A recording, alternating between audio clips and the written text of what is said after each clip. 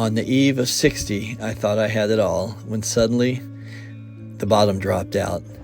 As I swirled in the mist of the stages of grief, attempting to untangle the roots of all that led me to this point in life, I fixed on 3 images from a previous time of travel and art. Using that, I decided to be like Cain, who kept it simple, wandering the earth. My dog Riddick and I want you to join us. Let's find what we've lost along the way. Let's do this together.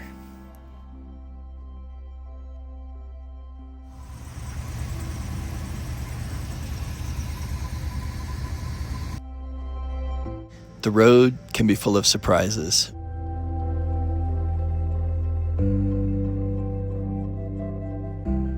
Visiting friends Chrissy and Ramon in Albuquerque, New Mexico, and having my brother Brett join us was a treat. Chrissy is something of a legend in the Houston and Galveston art scenes because of her extensive background in management of art-related systems and projects. She and Ramon, a computer guru, moved from Houston to Albuquerque to slow down a bit and try to devote time to their own art, redefining their lives. On an early morning hike with Riddick, Ramon and I ran into a stark reminder that although humans may be the current and likely temporary global apex predators, that doesn't apply everywhere.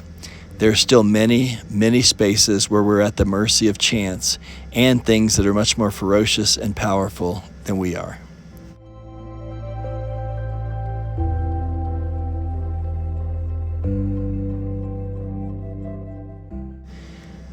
Jamie, Chrissy, my brother Brett, and I all went to college together, so we had some good nostalgic conversations which circled around how we're each trying to redefine the next stage of our lives. One good one was at the cafe that was used regularly in Better Call Saul, where we got to sample some pretty amazing local cuisine. My fry bread taco was impressive.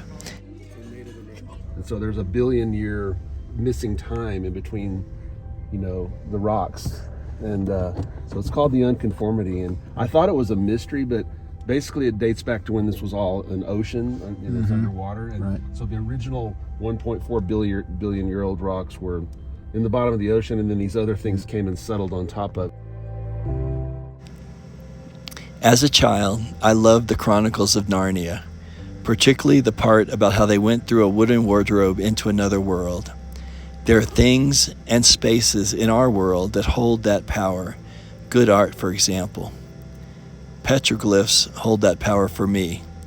The Pueblo people carved these images into rocks, and we still can look back hundreds, even thousands of years into the soul of the people who made them.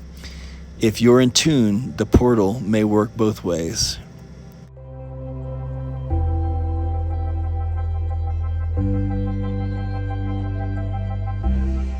20 years less or more is not going to make a huge amount of difference, really, in the grand scope of time. So you can just live the life you want to live. If you want to drink, you drink, and if it kills you a little earlier, then it kills you a little earlier. If you believe in heaven, then you go to heaven or hell. If you don't, then it's all.